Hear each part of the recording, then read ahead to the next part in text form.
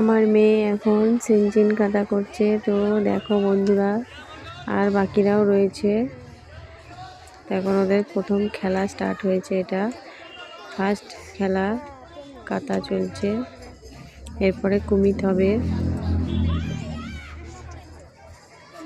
Kumite তো fighting হয়। তো চলো বন্ধুরা, সবাই ভালো থেকো, সুস্থ থেকো।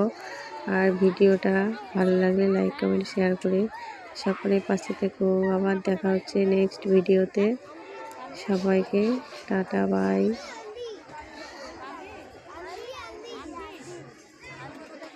কান্দির পরে আনবি, কান্দির পরে আনবি। হ্যাঁ, অনেক দূর।